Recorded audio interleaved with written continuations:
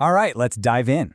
Picture this, a massive intergalactic empire, and a guy who gets reincarnated with one simple goal, to become the most corrupt, selfish, evil lord he can possibly be. But what happens when every single wicked thing he does gets twisted around and seen as some heroic act? Well, today we're recapping the absolutely insane events of Volume 4. And this quote, this is the core belief of our guy, Liam Sarah Banfield.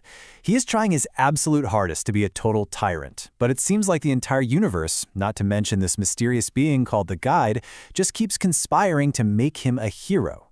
You know, it's a tough life trying to be an evil lord when everyone thinks you're a saint. So his latest noble duty forces him into the super prestigious Imperial Military Academy.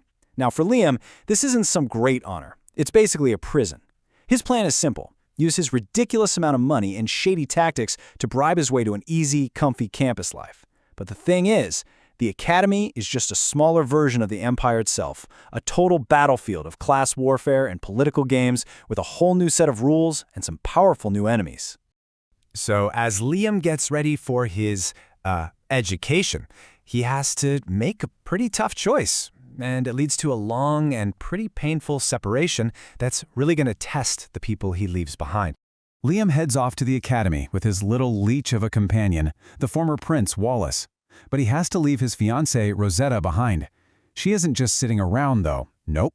She knows the world she's about to step into, so she starts this insane 12-year training program. She's determined to become a duchess who's actually worthy of standing next to him. So for both of them, a really tough, decade-long wait is just beginning. Right, so the second Liam gets to the academy, he just starts throwing money at every single problem. But in a place that's already soaked in corruption, his bribes are seen as like generous donations. And because he can't stand the snobby noble elites, he publicly humiliates them. But to the commoner students who've been pushed around forever, this looks like a brave stand for justice. This is the key to why all his evil plans fail. The system is so broken that Liam's simple, honest selfishness looks like integrity. He accidentally becomes this hero for the common folk. Okay, so while Liam is making all these waves at the academy, an old enemy starts to stir. Remember House Berkeley, the family of pirates he totally embarrassed years ago? Well, they haven't forgotten. And now, they're plotting his complete and total destruction. Led by this unbelievably cruel guy named Qasim Lilo, House Berkeley is basically a cancer in the Empire. They've got legions of pirates, they terrorize whole star systems, and now they've aimed all of that power right at Liam. They are determined to crush him before he gets any stronger. Their plan is pretty straightforward, just overwhelming force. They start pulling together this massive fleet. We're talking over 300,000 ships. That's a force big enough to take on the Imperial Army itself. Their goal? Just wipe House Banfield right off the galactic map. But get this, they have a secret and very powerful ally, the Guide. That shadowy being who's obsessed with making Liam miserable is pulling strings from behind the scenes. He makes sure House Berkeley has all the allies, all the resources, and all the momentum they need to bring Liam to his knees. You can practically hear the drums of war beating. As House Berkeley gets their huge fleet moving, Liam uses his military practical training as the perfect excuse to get his own forces ready to meet them head-on. And this really shows you the difference between their armies. I mean, sure, Liam might be outnumbered, but his knights, like the totally fierce Marie, piloting the advanced mobile knight Tiomessa, they're a whole different breed. They've been forged in battle, they're fiercely loyal, and they have way better tech. They were an elite force, totally ready to die for their lord.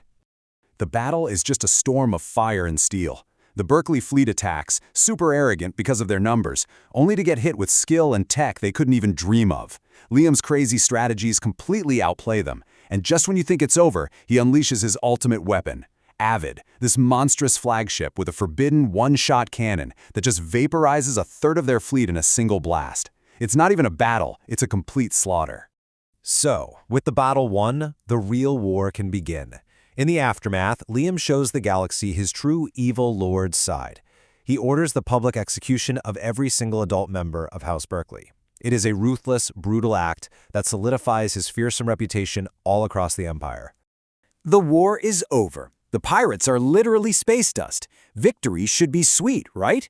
But the most shocking fight is still to come. And it's not waiting for him on some battlefield. It's waiting for him right inside his own office. His own adjutant, Eulesia, confronts him. Turns out she's the last survivor of a house that Liam defeated a long, long time ago, and she has spent decades plotting her revenge. The moment of truth has finally arrived. Except her grand epic plan for revenge was to make him fall in love with her and then break his heart. Yeah, a plan that fails so spectacularly because our boy Liam is so dense he never even noticed she was trying. Her whole life's work just crumbles into this tearful, frustrated confession. And this anticlimax is just too much for the guide.